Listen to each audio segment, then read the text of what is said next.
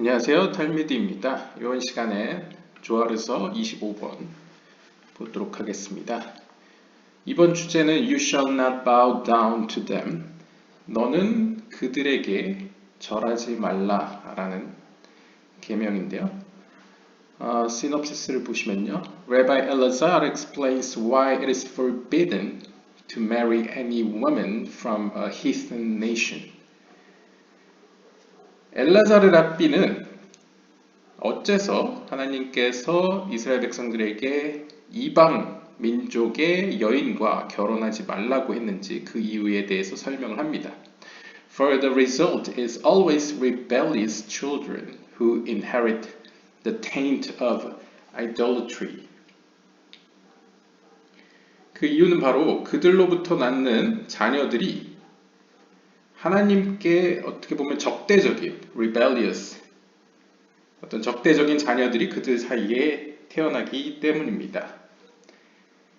이들은 우상 숭배의 어떤 더러움을 이제 유산으로 물려받게 되겠습니다. 다시 한번 말씀드리는데 이 카발라는 이제 약간 물질적인 의미로 해석하시기보다는 영적인 의미로 보셨으면 좋겠습니다. 여기서 이제 heathen nation, 이방 민족이라는 것은 역사적으로 보면 오늘날이랑은 크게 상관이 없죠. 따라서 보다 더 영적인 의미에서 클리포트 세계 혹은 이제 좀 더 악한 충동에 휩쓸리는 혹은 자기 중심적으로 자기 자신을 위해서 하나님의 빛을 혹은 지혜를 구하는 그러한 백성들 혹은 그러한 부류의 사람들 가운데서 여성성을 취하지 말라라는 것으로 해석할 수도 있죠. 물론 진짜 배우자일 수도 있고 아니면 본인의 영혼과 관련됐을 때는 자신이 어떻게 보면 좀 더 넓은 개념에서 도움을 주는 대상 혹은 자신의 에너지를 쏟는 대상을 그런 이들로부터 취하지 말라라는 것을 또 볼 수 있겠습니다. 좀 더 하면 이제 배우자 관계로 표현할 수 있겠죠. 그 이유는 만약 그러한 영혼을 혹은 배우자로 삼게 되면 그 둘 사이에 나와 그 사람과의 사이에서 혹은 그 영혼이라고 표현하겠습니다. 사람보다는 혹은 좀 더 넓은 개념에서는 꼭 사람뿐만 아니라 내가 전념하는 어떤 대상 이 우상숭배라는 개념이 하나님의 뜻에 반대되는 혹은 멀리 있는 어떤 프로젝트나 아니면 사물일 수도 있고 사건일 수도 있고 사람일 수도 있기 때문에 좀 더 넓은 개념으로 보시면 내가 영적인 그리고 뭐 육체적인 것까지 포함해서 에너지를 쏟는 그 대상을 하나님의 뜻에서 먼 곳에서 그것을 찾게 되면 결국 그 대상과 그 대상은 이제 뭐 물건일 수도 있고 사람일 수도 있죠. 그 대상과 나 사이에 나타나는 그 결과가 결국 하나님께 적대적인 결과가 도출된다는 것이죠. 그렇기 때문에 하나님께서는 이것을 금하고 계십니다. We are reminded that we who keep the commandments of the Torah are the children of Hashem. 따라서 여기서 우리가 다시 한번 기억해야 할 사항은 바로 하나님의 말씀인 토라의 계명들을 지키는 우리들이야말로 요드에바브의 하나님의 자녀들이라는 사실입니다. 즉 계명이라는 것은 다시 한번 긍정적인 계명, 즉 하나님께 보다 더 가까이 가게 하는 하나님의 말씀의 차원을 의미하고 부정적인 계명, 무엇을 하지 말라라는 것은 이제 어둠으로부터 자신을 멀리하게 하는 어떤 그런 하나님의 말씀의 측면을 의미하겠죠. 따라서 그러한 하나님께 가까이 가려고 노력하면서 어둠을 자신으로부터 멀리하게 하려는 그러한 것들은 결국 그러한 행위를 하는 여기서 행위라는 것도 다시 한번 생각과 말과 행동을 모두 포괄하는 표현이라는 차원에서 그것을 하는 우리들은 하나님의 자녀입니다. 라고 볼 수 있겠습니다. 그럼 본문을 보시면요. You shall not bow down to them nor serve them. 그래서 출애굽기 20장 5절에 보시면 너는 그들에게 절하지 말라. 또한 그들을 섬기지도 말라라고 쓰여 있는데요. 히브리어 보시면 이제 lo tishtachave lahem 그들에 대하여 이렇게 엎드리지 말라, 절하지 말라, vello tabdem 그들을 이제 섬기지 말라. 섬긴다는 건 그들의 종이 된다는 거죠. 이 구절에 대해서 Rabbi Elazar was once walking in company with Rabbi Hia. 하루는 엘아자르 랍비가 히야 랍비와 함께 길을 걷고 있었습니다. 그때 Rabbi Hia said, 히야 랍비가 이야기했습니다. It is written, and you see among the captives a beautiful woman. 그래서 이제 신명기 21장 11절에 그리고 너는 그 사로잡힌 혹은 뭐 포로들 가운데에서 한 아름다운 여인을 보고 있다 라는 구절을 이제 인용해 오는데요. 여기서 보시면 베라이타 바 십야 에셋 야팟 토아르 그래서 이제 아름다운 한 여인을 이제 보고 있을 때에 보고 있는 상황을 이야기하는데요. Why does the Torah allow marriage to her? 어째서 하나님의 말씀인 토라는 그녀와 결혼하는 것을 허락하십니까? 라고 질문합니다. Is it written? 아니 성경은 이렇게 이야기하지 않습니까? 신명기 7장 3절에 보시면 You shall not make marriages with them. 너는 그들과 더불어 결혼하지 말라라고 이야기하지 않습니까? He replied to him. 그러자 그가 그에게 대답합니다. 엘라자르 랍비가 히야 랍비한테 대답하는 거겠죠. This only applied to women independent in their own land. 이 본문이 언급하는 것은 오직 이 본문이 적용되는 여인들은 그들의 땅을 소유하고 있는, 독립하고 있는, 그러니까 독립적으로 재산 어떤 이제 문자 그대로 해석을 하면 경제적으로 독립하고 있는 여인들에 대해서만 적용되는 사항입니다. Here it indicates a captive woman who comes under the rule of Israel. 즉 신명기 21장 11절에 등장하는 이 여인의 경우에는 비록 포로들 가운데 여인이긴 하지만 이 여인은 이스라엘의 통치 아래에 있는 여인을 가리킵니다. Therefore, 따라서 she is permitted by the Torah to be taken as a wife. 따라서 성경은 그녀에 대해서 그녀는 취할 수 있다. 그녀는 아내로 맞아들일 수 있다. 라고 허락하는 이유입니다.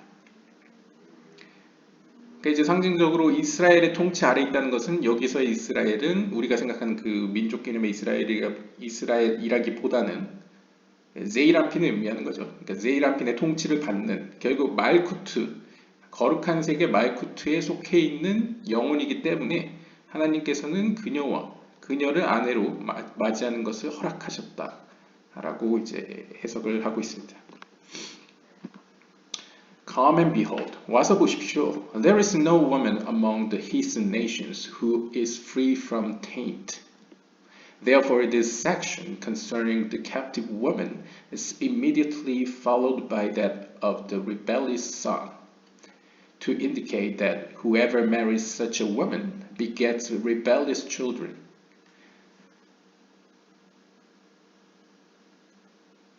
이방 민족, 즉 약간 영적인 그 샤레 크두샤나 좀 더 카발라적인 표현으로 한다면 클리포트에 속하는 혹은 클리포트에 가까이 속하는 어둠의 세계에 속하는 영혼들의 경우에는 그들 가운데 있는 여인들은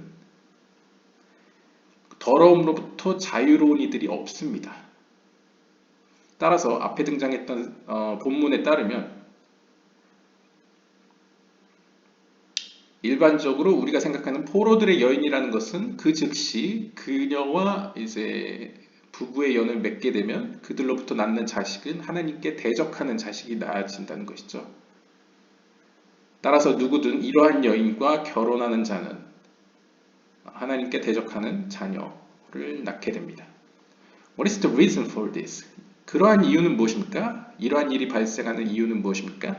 The impurity of idolatry inherited by the mother is difficult to remove, and this is even the more so if she has already been married to a heathen. For judgment cleaves to judgment, and she is tainted. 그 이유는 어머니로부터 더러움을 물려받게 되면, 여기서 더러움이라는 건 이제 idolatry, 우상숭배의 더러움이라고 표현되는데요.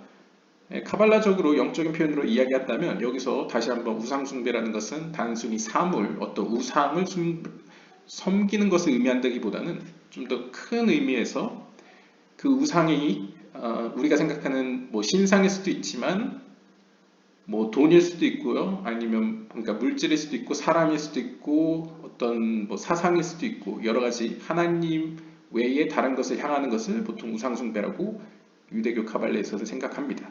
그러한 개념에서의 하나님 외에 다른 것을 택하려는 경향을 이제 더러움이라고 표현할 수 있겠죠.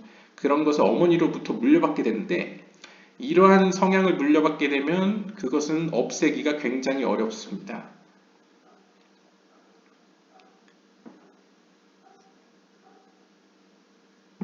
심지어 만약 이 여인이 이미 다른 이방 남자를 의미하는 것 같습니다. 아마 여인을 의미하니까요.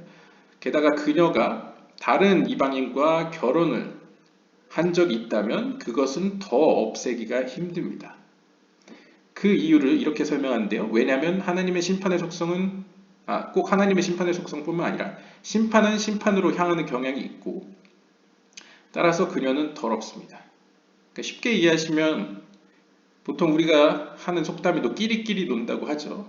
혹은 친구를 사귀는 거에 따라서 영향을 받는다고도 얘기를 하죠. 그런 것처럼 그 클리포트의 세계는 보통 하나님의 심판의 속성이라고 이야기를 합니다.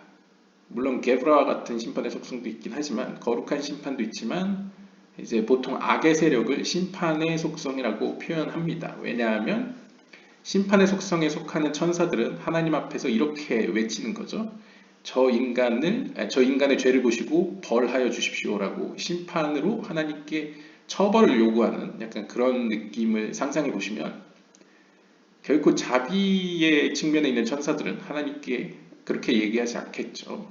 반면에 심판의 속성의 천사들은 하나님께 어떤 권선징악적인 어떤 요구를 해올 것입니다. 그런 입장에서 봤을 때 악의 세계는 어떤 면에서 하나님의 어떤 그런 주권이나 어떤 힘 안에서 심판의 속성이라고 보일 수 있겠죠.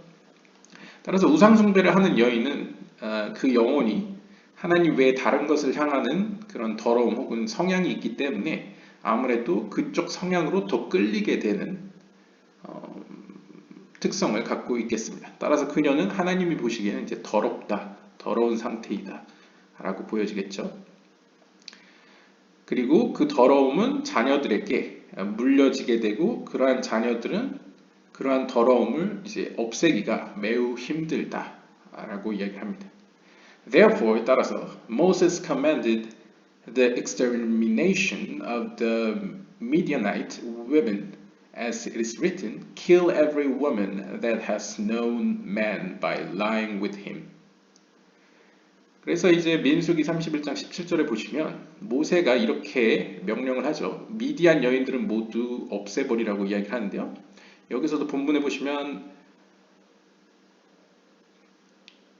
그와 함께 동침하여 남자를 알게 된 모든 여인들을 이제 없애버리라, 죽이라라고 직역할 수 있는데요. 없애버리라고 이야기하죠. 오늘날의 약간 도덕적인 개념으로는 이해할 수 없지만 고대 사회다 보니까 제가 판단할 일은 아니고 일단 이것을 약간 영적으로 이제 해석해 보면요. 여기서 이제 죽이라는 의미는 단순히 어떤 민족 안에서 일어나는 어떤 소동으로서만 볼 것이 아니고 개인의 영혼으로 본다면 자신 그 샤레 크두샤 영상을 보시면 아시다시피 인간의 영혼 안에도 천사의 세계와 같이 선한 충동이 있고 악한 충동이 있죠. 그리고 악한 충동 바깥에 우리의 몸이 구성되어 있습니다. 그랬을 때 우리 입장에서, 우리의 인간의 영혼의 입장에서는 우리의 몸은 일종의 여성이라고 볼 수 있죠. 우리의 배우자라고 볼 수 있습니다.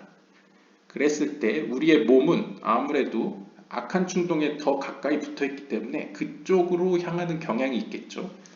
근데 거기에 더불어서 만약 자신의 부모, 특히 어머니 쪽으로 이러한 어떤 영향을 받게 되는 경우에 아무래도 이제 여성 어머니 쪽으로 좀 더 어렸을 때 영향을 많이 받게 되죠. 뭐 그러한 어떤 상징성으로든 뭐 실제적으로든 어떤 하나님 외에 다른 것을 향하는 쪽으로 이제 익숙해졌을 때 그것은 우리의 몸과 영혼의 입장에서는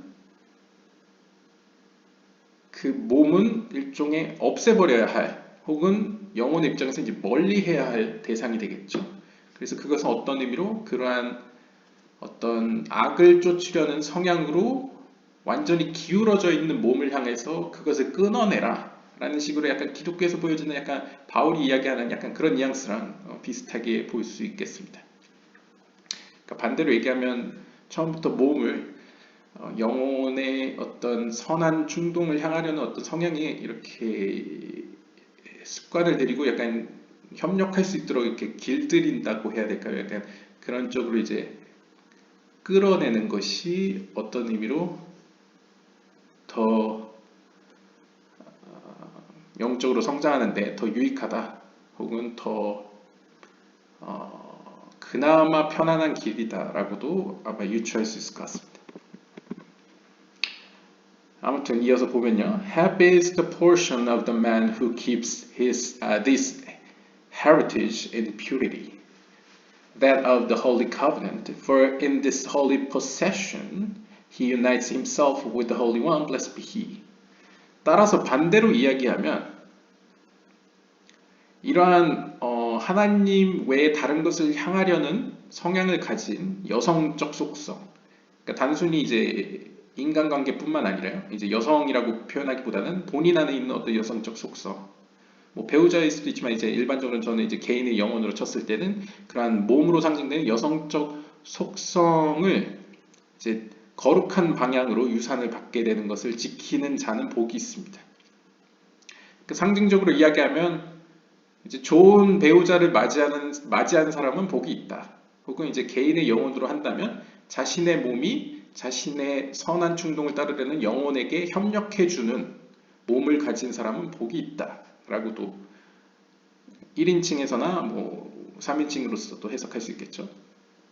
그렇다면 도대체 그 깨끗함이란 무엇이냐 했을 때 이 번역하신 이 술람 주석은 이제 그것은 바로 Holy Covenant, 거룩한 언약이다라고 이야기를 합니다.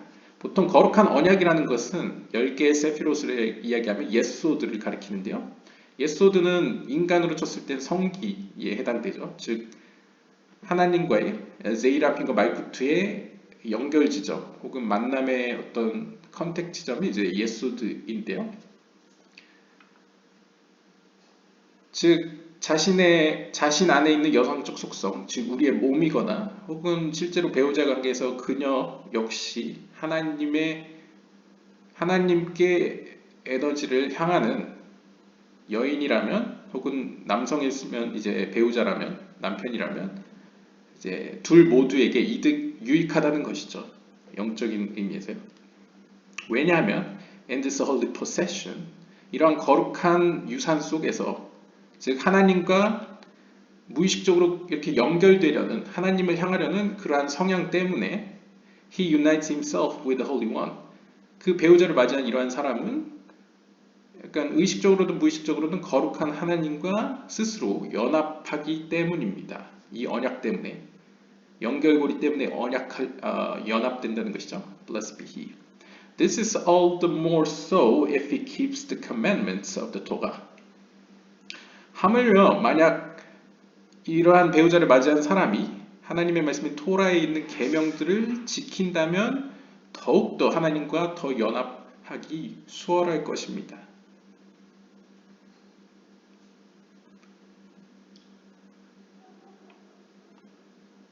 아무래도 실제 인간 관계 속에서도 배우자에게 영향을 받기 쉽죠.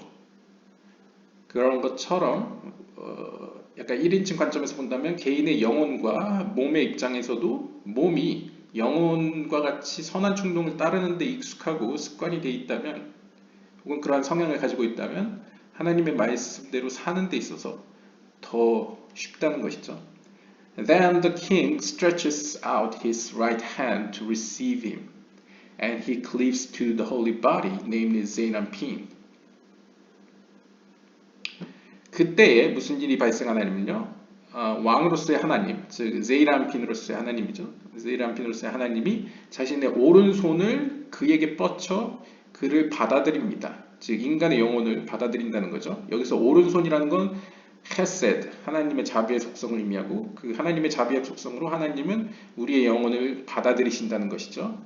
수용하시고 and he cleaves to the holy body. 그리고 우리는 그러나 하나님의 거룩한 몸, 하나님의 거룩한 몸은 또 제이란핀을 의미하죠. 그래서 제이란핀은 또 여러 가지 상징이 있죠. 하나님의 몸으로 표현될 때도 있고 왕으로 표현될 때도 있고 아니면 토라, 하나님의 말씀으로 표현될 때도 있는데 아무튼 하나님의 거룩한 몸으로 달라붙게 됩니다. 그러니까 하나님과 떨어지지 않고 붙게 항상 이렇게 따라 붙어 있는 상태가 된다는 것이죠. Therefore, 따라서 it is written of Israel. 따라서 이스라엘을 향해서 이렇게 기록되어 있습니다. But you that did cleave to Hashem your Elohim. And 또한 you are the children of Hashem your Elohim. Literally children, as it is written, Israel is my son, my firstborn, and Israel in whom I will be glorified. 따라서 이러한 사람들, 즉 하나님께 항상 붙어 있고 어떤 의미로 하나님의 몸에 붙어 있는 이러한 사람들은 혹은 이러한 인간의 영혼들은 이렇게 이야기합니다. 여기서 이스라엘은 이제 하나님을 따르는 사람들을 의미하는 것으로 볼 수 있겠는데요. 그러니까 이 땅에서의 이스라엘이죠. 신명기 4장 4절에서는 그러나 너는 너의 하나님 요드바브의 하나님께 붙어 있었다 라고 표현하고요. 즉 이스라엘 당시 고대 그 이스라엘 하나님을 따르던 하나님께 붙어 있던 그 이스라엘 백성들을 향해서 이야기하는 것이고요. 또한 You are the children of Hashem your Elohim. 너 그러니까 이 땅에 있던 이스라엘을 향해서 또 신명기 14장 1절에서는 너희의 하나님 요드바브의 하나님의 자녀들이다 라고 표현합니다. 반면에 하나님의 관점에서는 이렇게 이야기를 하는 거죠. 자신의 자녀된 이스라엘을 향해서 이스라엘은 나의 아들이자 나의 첫째 아들이다. 첫째 장자이다. 라고 표현하고요. 출애굽기 4장 22절이요. 그리고 이사야서 49장 3절에서는 이스라엘 그들을 통해 혹은 그를 통해 나는 영광 받을 것이다. 라고 표현합니다. 네, 오늘 본문은 짧은데요. 그냥 쉽게 정리를 하면 혹은 여기서 확장해서 우리가 알 수 있는 점은 큰 의미에서 하나님께 붙어있는 자를 이스라엘이라고 생각하시면 됩니다. 그래서 이스라엘을 좀 더 신비적으로 해석하면 야샤르엘이죠. 하나님께 바로 곧게 서 있는 자들을 의미하는데요. 그럼 그러한 이스라엘은 누구인가? 바로 하나님께 붙어있는 자를 이스라엘이라고 부릅니다. 왜냐하면 하늘에 있는 하나님의 속성을 제이란핀이라고 표현을 하죠. 왕으로서의 하나님 혹은 하나님의 몸을 제이란핀이라고 표현하는데 제이란핀의 역할은 하나님의 나라인 말쿠트에게 하나님의 빛을 베푸는 측면을 남성적 측면을 이스라엘이라고 표현합니다. 이것에 대응해서 이 물질적인 세계에서 하나님께 붙어있는 우리들 혹은 우리의 영혼들은 상징적으로 하늘에서의 제이란핀처럼 이 땅에서 제이란핀의 역할을 하는 것이죠. 즉 하나님의 또 다른 나라이기도 한 이 물질적인 세계 혹은 하위의 세계를 향해서 하나님의 빛을 전달해주는 베푸는 역할을 이 하나님을 따르는 혹은 하나님께 붙어있는 인간의 영혼들이 하게 됩니다. 그래서 하늘에서의 제이란핀처럼 이 땅에서 제이란핀의 역할을 하는 사람들을 가리켜서 이제 이스라엘이라고 부르는 것이죠. 그래서 성경에서 고대 이스라엘을 향해서 그들을 하나님의 뭐 자녀이다 혹은 백성이다 뭐 나의 첫째 아들이다 라고 표현하면서 그들을 통해서 다른 이방 세계가 복을 받을 것이다 라고 표현을 하죠.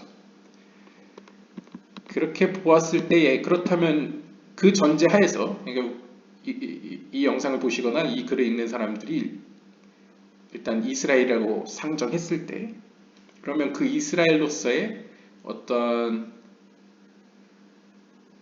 하나님과의 관계를 어떻게 지켜나가느냐라고 본다면, 첫 번째로는 이방 여인을 취해서는 안 된다는 거죠. 여기서 이방 여인이라는 것은 뭐 실제적으로 배우자일 수도 있고, 아니면 개인의 영혼으로 친다면 자신의 몸을 의미할 수도 있겠습니다. 왜냐하면 몸이나 배우자나 다 여성적 측면이죠. 남성적 측면을 통해서 하나님의 빛을 받는 입장이기 때문에요. 그렇게 했을 때 그 여성적 측면도 하나님 앞에 바로 선 자를 택하거나 혹은 그를 자신의 여성적 측면으로 받아들이는 것이 유익하다라는 것을 이야기합니다.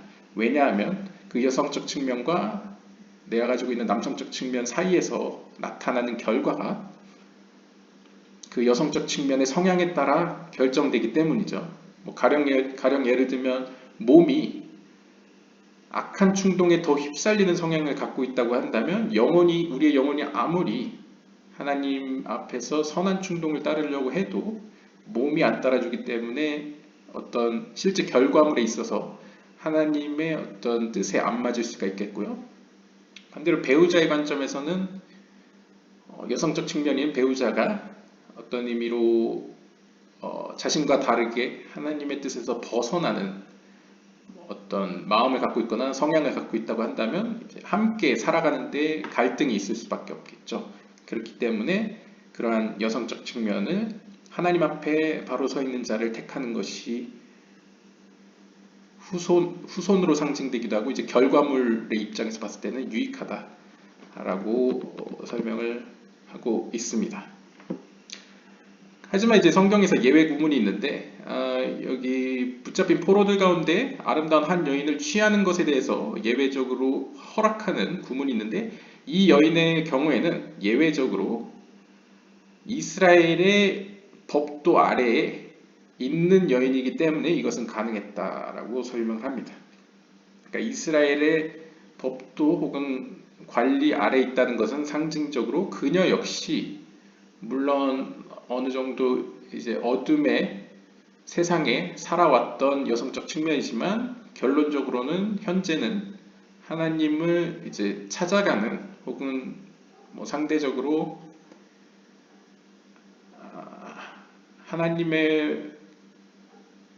하나님께로 에너지를 쏟으려고 하는 어떤 나와 같은 생각을 혹은 의지를 품고 있는 여인이기 때문에 이제 그러한 경우엔 가능했다라고 이야기하는데요. 그것을 일종의 비유적으로 이러한 여인의 경우에는 independent in their own land, 그녀는 땅을 갖고 있어서 독립적이다라고 표현합니다. 그러니까 땅을 갖고 있다는 것은 상징적으로 말쿠트를 의미하는데, 말쿠트라는 건 하나님의 나라이죠. 즉 그녀는 비록 포로 출신이지만 영적으로 그녀는 하나님의 나라에 속해 있는 여인이기 때문에 그녀는 배우자로 가능하다라고 보시면 되겠습니다. 네, 오늘 본문은 여기까지 읽도록 하겠고요. 다음 시간에 다른 본문으로 찾아뵙겠습니다. 감사합니다.